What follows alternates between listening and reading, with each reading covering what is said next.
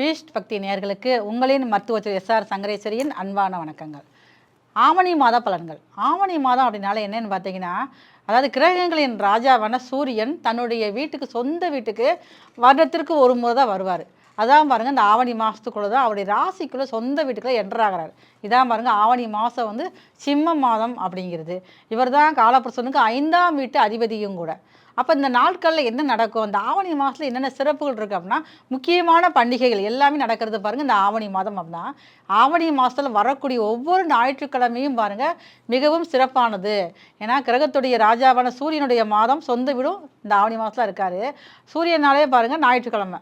அப்போ ஞாயிற்றுக்கிழமைகளில் வந்து ரொம்ப சிறப்பான நாட்கள். இந்த நாட்களில் வர ஞாயிற்றுக்கிழமையில் நீங்கள் ஏதாவது சுபகாரியம் செய்யணும், இல்லை எனக்கு தொடர்ச்சி எனக்கு வந்து ஒரே போராட்டமாக இருக்குது, எல்லா விஷயமும் எனக்கு வந்து தடையாகிக்கிட்டே இருக்குது, எதை நான் எப்போ செய்யலாம் அப்படின்னு நினைக்கிறவங்க எல்லாருமே பாருங்கள், இந்த ஆவணி மாதத்தில் வரக்கூடிய ஒவ்வொரு ஞாயிற்றுக்கிழமையும் நீங்கள் சரியான முறையில் ஒரு விரதத்தை கடைப்பிடிச்சு, அது கூட சிவபெருமானுக்காக விரதம் இருந்து அன்றைய நாட்களில் போய் சிவன் ஆலயத்தில் போய் சிவபுராணம் படிச்சுட்டு வழிபாடு செஞ்சுட்டு வந்தீங்க அப்படின்னா உங்களுடைய வாழ்க்கையில் எந்தெந்த காரியங்கள்லாம் தேங்கி இருந்தோ அந்த காரியங்கள்லாம் சக்ஸஸாக நடைபெறதுக்கும் காரணமாக அந்த சூரிய பகவானவர் இருப்பார்.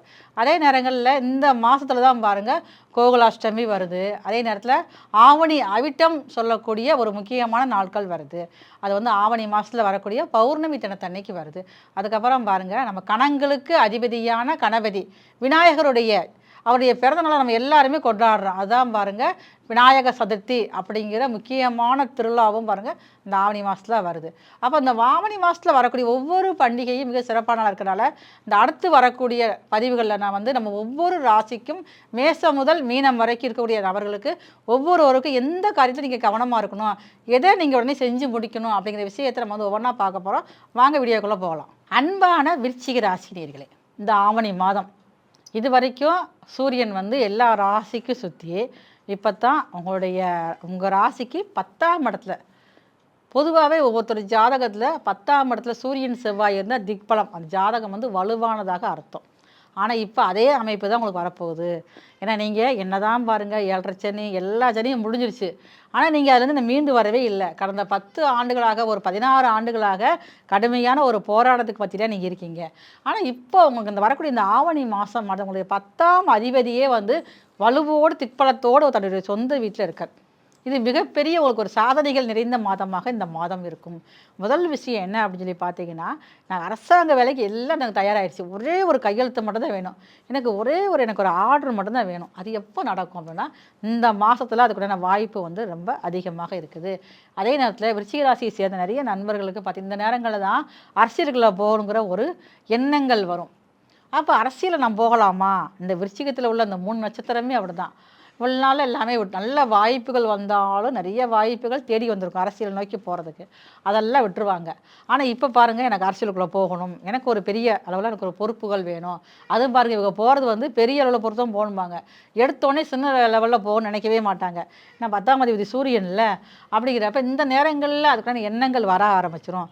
அப்போ அதற்குண்டான முயற்சிகள் இந்த மாதத்தில் நீங்கள் எடுக்க ஆரம்பிச்சிங்கன்னா உங்களால் வந்து அரசியலுடைய அந்த பயணமானது ரொம்ப சிறப்பானதாக இருக்கும். அடுத்து வரக்கூடிய ஒரு வருஷத்துக்குள்ளேயே நீங்கள் அரசியலில் ஒரு பெரிய அளவுக்கு நீங்கள் போகக்கூடிய வாய்ப்பு வந்து ரொம்ப அதிகமாக இருக்குது. இந்த விருச்சிக ராசியை சேர்ந்தவங்களுக்கு சனி பகவானுடைய பார்வையானது 7ஆம் இடத்து மேலே படுது. 7ஆம் இடத்து மேலேயும் படுது. அதே நேரத்தில் பார்த்தீங்கன்னா 11ஆம் இடத்து மேலேயும் படுது, 2ஆம் இடத்து மேலேயும் படுது. அப்போ இதனால் பாருங்கள், இந்த விருச்சிக ராசியை சேர்ந்தவங்களுக்கு உங்களுடைய வாழ்க்கை துணைக்கு கொஞ்சம் உடல்நலம் சார்ந்த பிரச்சனைகள் கொடுத்து உங்களை வந்து கொஞ்சம் பயங்காட்டுற மாதிரி அமைப்புகள் இருக்கும்.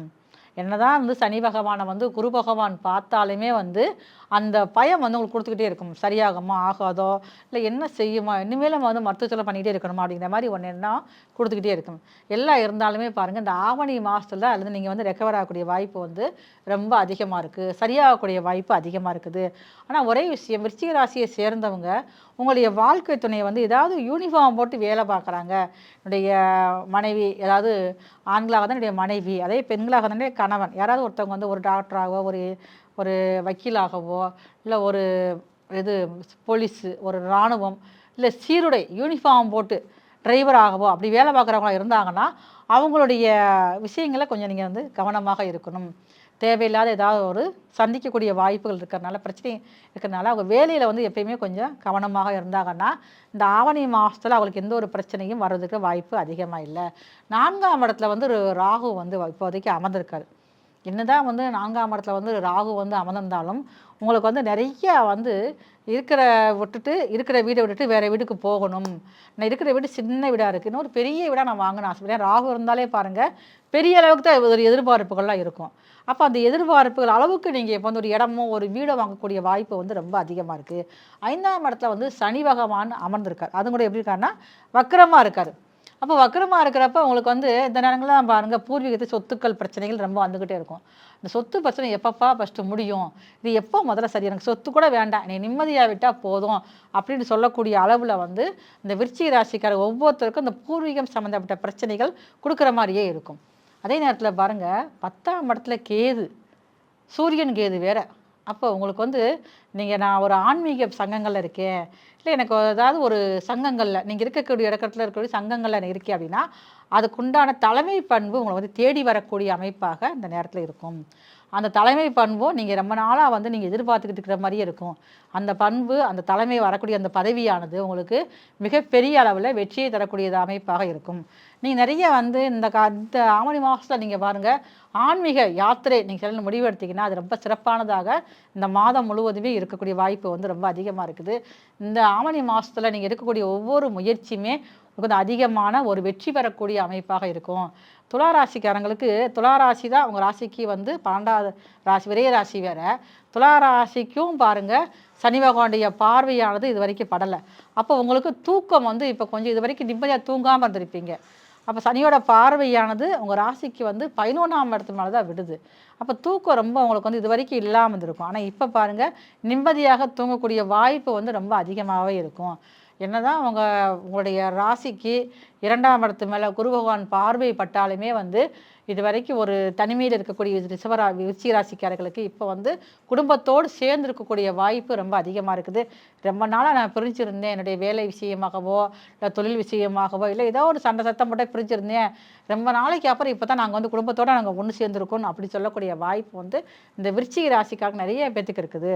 உங்களுடைய குழந்தைகளுக்கு இப்போ விருச்சிக ராசிக்காரங்க ஒருத்தர் இருந்தீங்கன்னா, உங்களுடைய குழந்தைகளுக்கு அந்த படிப்பு சார்ந்த விஷயங்கள் இருக்கக்கூடிய பிரச்சனைகள் முதல்ல வந்து குறைய ஆரம்பிக்கும். உங்களுடைய குழந்தைகள் படிப்புக்காக பாருங்கள், வெளிநாடு போகிறதுக்கு இல்லை வெளி இடங்களுக்கு போகிறதுக்கு, வெளியூர் போகிறதுக்கு வாய்ப்புகள் வந்து இந்த ஆவணி மாதம் முழுவதுமே ரொம்ப அதிகமாகவே இருக்குது.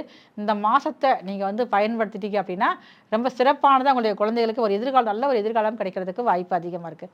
ஒரே ஒரு விஷயத்தில் நீங்கள் வந்து கவனமாக இருக்கணும். விருச்சிக ராசியை சேர்ந்த படிக்கும் மாணவர்கள், நீங்கள் வந்து பள்ளியில் படித்தாலும் சரி தான் இல்லை கல்லூரியில் படித்தாலும் சரி தான், உங்களுடைய படிப்பு விஷயத்தில் இது ரொம்ப கவனமாக இருந்துக்கங்க. இந்த நேரங்களில் உங்களுக்கு தேவையில்லாத ஃப்ரெண்ட்ஷிப் வந்து உங்களுடைய வாழ்க்கை பாதையே மாற்றக்கூடிய அமைப்பு இருக்கிறதுனால, எந்த ஒரு ஃப்ரெண்ட்ஷிப்பையுமே நீங்கள் வந்து முழுசாக நீங்கள் நம்பாமல் எங்கே போகிறோம் எங்கே வரோம் அப்படி விஷயம் நீங்கள் கவனமாக இருந்தீங்கன்னா உங்களுக்கு எந்த ஒரு தேவையில்லாத பழக்கம் வந்து உங்கள் வாழ்க்கையை வந்து கெடுக்காது. அப்போ நண்பர்கள் விஷயத்தில் நீங்கள் ஒவ்வொரு நாளுமே வந்து இந்த ஆவணி மாதம் முழுவதுமே நீங்கள் வந்து கவனமாக இருக்கணும். சின்னதாக ஒரு போதை பழக்கத்துக்கு நீங்கள் அடிமையானாலுமே இந்த காலகட்டத்தில் இந்த மீண்டு வருவது ரொம்ப கஷ்டமான மாதமாக இந்த விருச்சிக ராசிக்காரர்களுக்கு இந்த மாதம் முழுவதுமே இருக்கும். நீங்கள் வந்து இன்னும் பாருங்கள், வாழ்க்கையில் நான் என்ன செய்யலாம், என்ன வாழ்வியல் பரிகாரம் பண்ணலாம் அப்படின்னு கேட்டிங்கன்னா, உங்கள் ஊரில் உங்களுக்கு தெரிஞ்சவங்க யாராவது பக்கத்தில் ஒரு கஷ்டப்படுற வயதான பெண்மணிகள், கணவர் இல்லாத பெண்மணிகள் இருந்தாலும் அவங்களுக்கு துவரம் பருப்பு வாங்கி ஒரு 1 கிலோவோ ஒரு 1/2 கிலோவோ வாங்கி நீங்கள் வந்து செவ்வாய்க்கிழமை நீங்கள் வந்து அவங்களுக்கு வந்து தானம் கொடுக்கணும். அப்படி கொடுத்து வரப்போ ரொம்பவும் சிறப்பானதாக இந்த மாதம் முழுவதுமே இருக்கும்.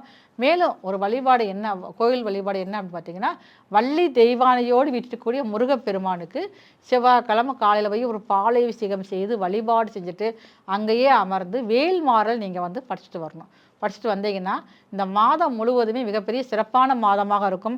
நீங்கள் எந்த ஒரு வேலைக்காக நீங்கள் எதிர்பார்த்து இந்த வேலைக்குண்டான காரியங்கள் உங்களுக்கு வந்து வெற்றியை தரக்கூடிய அமைப்பாக இருக்கும்.